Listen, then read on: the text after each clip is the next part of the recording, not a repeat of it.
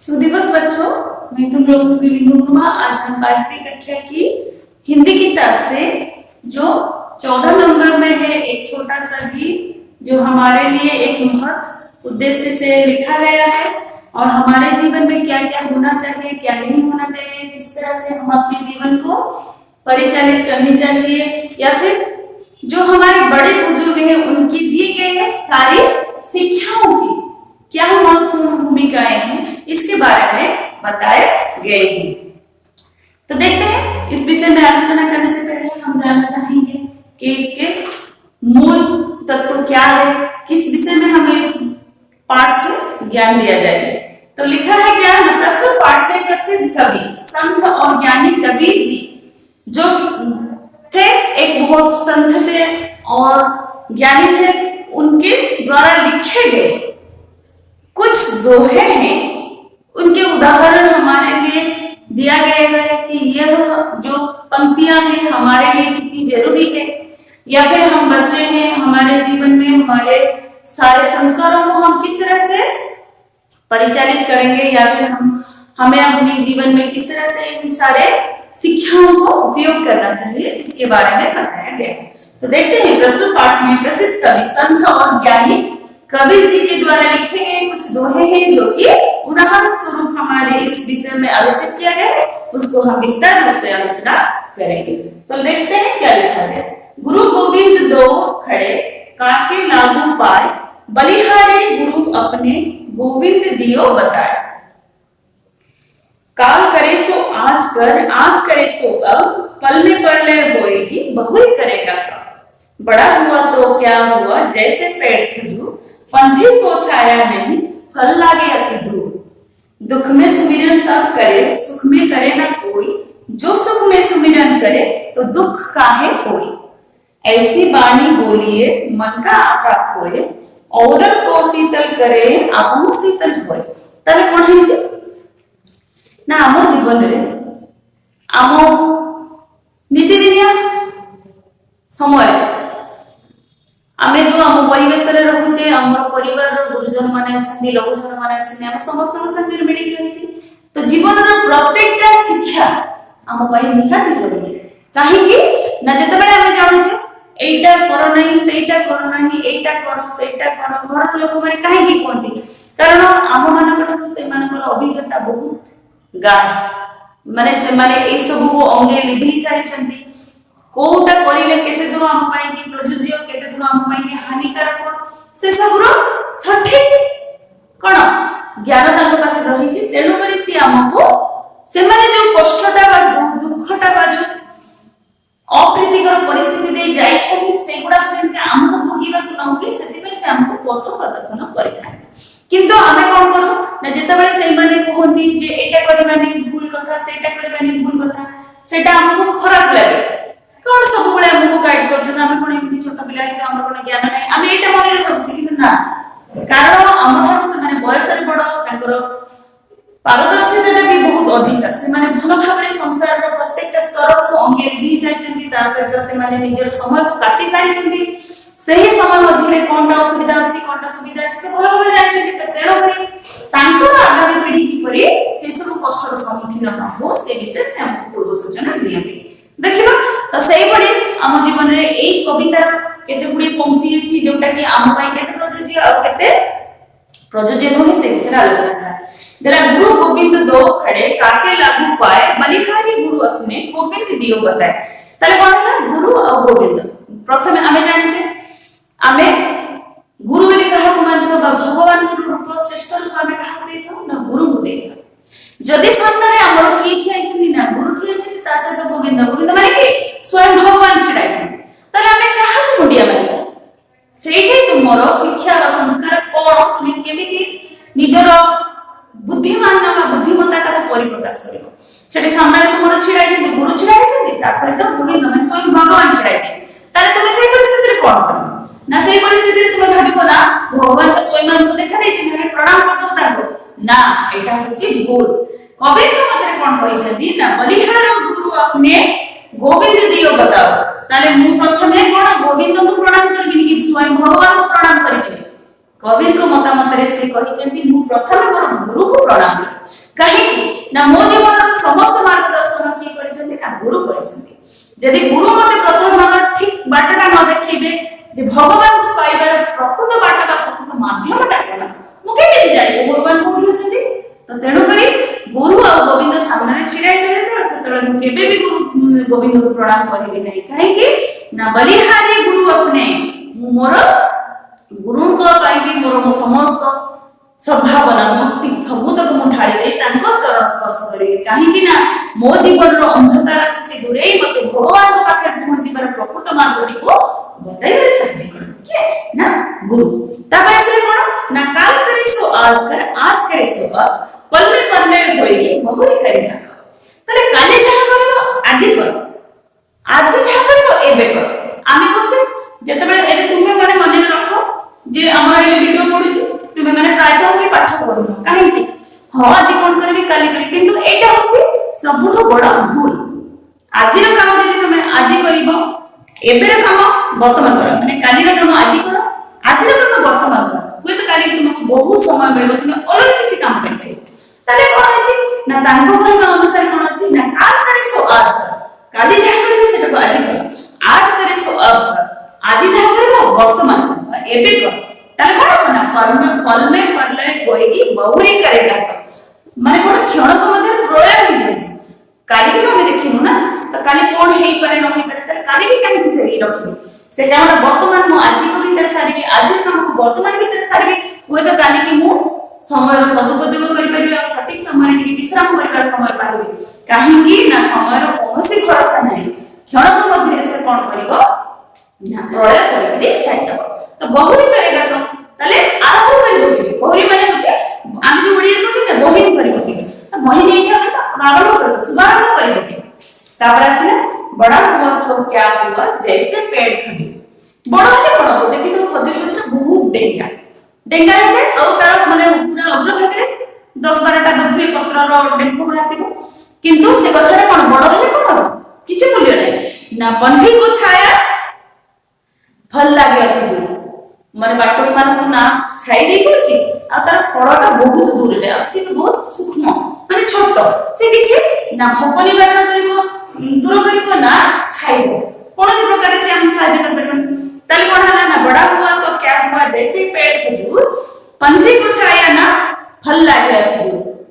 बड़ हेले कोन हो खजूर गछ किछि मूल्य नाही काहे कि ना पंथी को छाया नहीं फल लागे अति दूर ना वर्तिक मान को छाई दे परछि ना फल हमको हाथ पांतारे मिलुछि जोटा कि हमर से कोनोसी प्रकार रो कार्य रे लागु तले आमे काहे कि एबडी जीवन को हमर मान करे परिचालित करिबा जदी आमे कहार भलो न कर परिबा त ताको आमे कष्ट देबा काहे ना सिना त पूर्व अवस्था भलो रे अछि तेणु करी हमको सेही सब कोनोसी चिंताधारा मन रे आनिबा दरकार नै जोथरे अन्य मानकर क्षति होतिबो न कष्ट होतिबो तापर असले कोन दुख में सुमिरन सब करे सुख में करे न कोई जो सुख में सुमिरन करे ते दुख है ताले समस्त कोन करंदी सुख समय माने पकान जो दुख में सुमिरन सब करे माने जो सुख समय के मन पकान जेतो खुशी समस्त घर आसे कि निज निज भीतर हजि जाते दुख जेतो विपद पड़े जे मु जा जा जीवन ता मु जी मत सहायता करिए मत सहायता काहे कि मु तो ताको सहायता करे नथि कि मोर सुख समय त से मन मन पकाय नथि तो वर्तमान दुख समय आसे से मन पकाय से काहे के आसे जदी तले कोन देला ना दुख में सुमिरन करे सब सुख में करे ना कोई जो सुख में सुमिरन करे तो दुख का हो जदी सुख दुख मिसी करी बांटी थिबा ताले दुख आसीबो सब समय गुडा को सुख परि लागिबो काहे कि ना दुख समय रे हम समस्त को मन पके सुख समय रे मन पकेबे तो तेणु करी जेतले दुखटा आसे हम भांगी पडुचे जदी हम सुख दुख उभय को मिली मिसी करी बांटी करी चली थिबा ताहले हमर कोनोसी प्रकार रो दुख मन रे आसीबो नाही तापर आसे ऐसी बाणी बोलिए मन का आपका खोए और प्रिय शीतल करे तो आप ही शीतल होए ताले एमिति मनरा माने बाणी को मधुर वचन को जेमिति मन का आपा खोए आपन दुख कष्ट जेमिति अन्य माने बोलिबे काहे कि जदी मु जण को भलो कथा कहिबे ता मनर दुखटा दूर न कर पारि ताले ताको अଯଥା माने श्रुति कोटुर बाणी गुडा कहिबे ता कष्ट देबे कहि ताले सेठी कोन कहि ना ऐसी बाणी बोलिए मन का आपा खोए औरन को शीतल करे आपो शीतल होए माने एमिति बाणी को जेमिति अन्य मान को दुख कष्ट लाघव करिवो सी शांति पाइले तुमको भी मन तमे शांति हे परिबो हला अन्य मानक जेतिकी कष्ट देई कारण मनुष्य मध्य सेतिकी मानसिकता जदि थिबो ताले से तो हृदय करि परबो जे मो कथा काहा को केते दूर कष्ट देछि कारण मु जदि जण को खुशी न दे पारि ता कष्टटा कहि के कष्ट देबी काहे आ जदि कष्ट देछि से कथाटा मु हृदय न करिले जे मो बाडीटा काहा को केते कष्ट देछि ताले धिक्कार हम कथाबार्ता कारण आमे समस्त को सब बेले विनम्र कथा कहबा ता मन को कष्ट न हो से बड़ी कथा कहबा जा द्वारा कोन हो सी तो माने मन खुशी बता मन दुख लागो बता से तो हमको भी आंतरिक शांति मिलिबो सुख मिलिबो जे हां आध्यात्मिक शांति जे प्रकृति रे मु कहारी को कष्ट दबा करू का कष्ट लाभो परिवार सक्षम हेछि तले कि आदि पे कोन जो कठिन शब्द अछि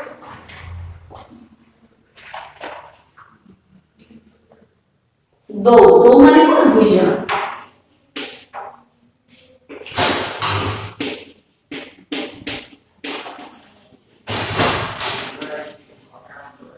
पहला काके लागू पाए पाए माने कोन प्रणाम करबा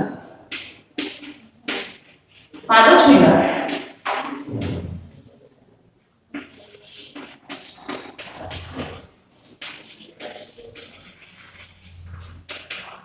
है ना तापर आसला कोन बलिहारी गुरु अपने बलिहारी माने होची कोन भक्ति रे सहित लोटी जीवा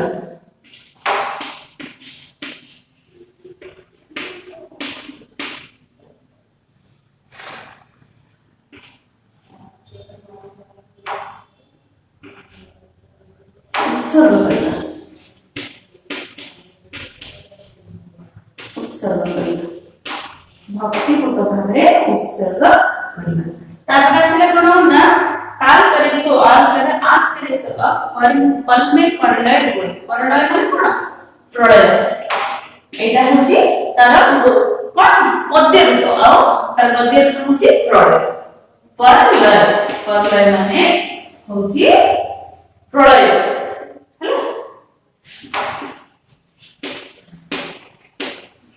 बहुरी करेगा तो बहुरी माने आरंभ शुभारंभ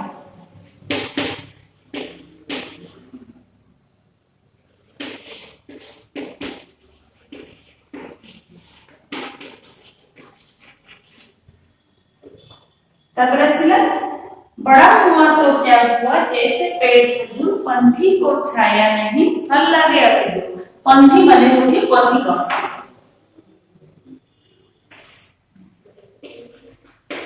पंथी पथिक तापर आसला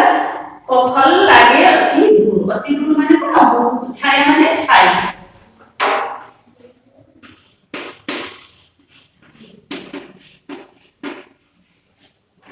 तापर रखला अति दूर माने अति दूर रे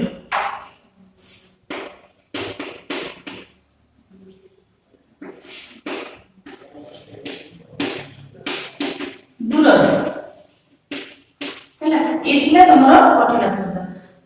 दुख में सुमिरन सुमिरन माने को स्मरण करबा मने पकेबा समस्त दुख रे मन पकाते सुख के मने पकाते निबे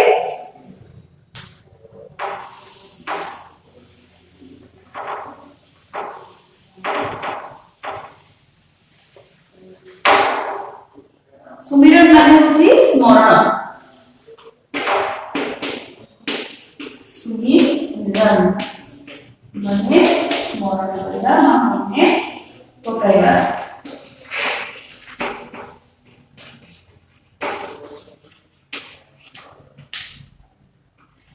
हैला ताले कोन हैला ना सुमिरन माने मने पकाइबा सुख में करे ना कोई सुख में जो सुमिरन करे तो दुख का है कोई ऐसी वाणी बोली वाणी माने कोन कथा वाणी वचन का कथा है तापर आसला कोन मन का आपा करे आपा माने होची दुख बा कष्ट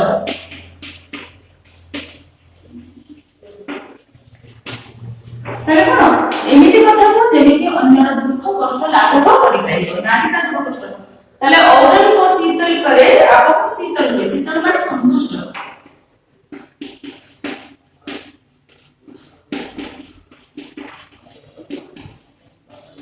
हला ताले ये किला मोर विषय रे कठिन शब्द गोविंद ईश्वर दाव दोनों काके कहा पाए माने पाओ बा पंथी माने मुसाफिर मुसाफिर होछि बा पंथी बा होछि बोले कि पथिक बा मुसाफिर सुमिरन याद करना अति बहुत वाणी वाणी आपा को ना क्रोध करना मन का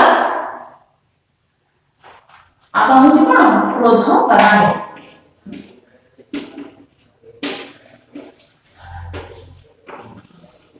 ताले कौन होला ना ऐसी वाणी बोलिए मन का आपा खोए ताले मन क्रोध राग दुख कष्ट सब जेंति से भूलिए जिबे ताले कौन गुरु और ईश्वर दोनों को सामने होते हमें किससे प्रथम प्रणाम करना चाहिए हमें गुरु को प्रथम प्रणाम करना चाहिए क्योंकि वो ही हमें सही दिशा में परिचालित करते हैं ताकि हमें ईश्वर प्राप्ति में कोई भी बाधा ना हो अगर गुरु ना होते तो सही गलत की पहचान ना होती ना ही हम इतनी सहज से ईश्वर को देख सकते हैं या उनकी भक्ति में लीन हो सकते हमें कल का काम आज क्यों करना चाहिए क्योंकि पल में प्रलय होते किसी ने भी नहीं रोका है ना ही किसी ने देखा है पल में कुछ भी हो सकता है इसलिए कल का काम हमें आज करना चाहिए खजूर के पेड़ के बड़े बड़े होने पर भी कोई लाभ नहीं बताए कैसे क्योंकि खजूर का पेड़ शुरू से लेकर ऊपर तक कांटे ही कांटे हैं और ना ही उससे कोई छाया मिलती है ना ही उसके फल को खाकर हम अपनी भूख मिटा सकते हैं इसलिए बड़ा होने से कोई लाभ नहीं कैसे के हमें कैसी वाणी बोलना चाहिए हमें ऐसी वाणी बोलनी चाहिए मन का आपा करे जेते अन्यर मनर राग क्रोध दूर करे साहाय्य करबे हमें कब दुखी नहीं होना चाहिए हमें कब दुखी नहीं होना चाहिए दुख में सुमिरन सब करे सुख में करे ना कोई जो सुख में सुमिरन करे तो दुख का है तले जदी हमें सुख समय समस्त मने पकेबा तले दुख हबो नहीं तले एटा जिबे कि मुनारा कोई ना टेक्स्ट पकेबे और ओरली आलोचना कर दिले 1 नंबर 2 नंबर 1 नंबर सबको तो 2 नंबर जो बैकग्राउंड अछि सेटा क्लिक कर देबा देखिबा एसडब्ल्यू रे कोन सीडब्ल्यू दिए देखिबा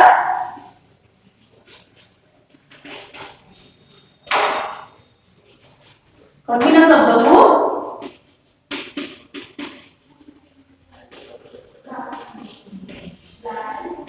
भलो भाबरे बुझी मन रखिबा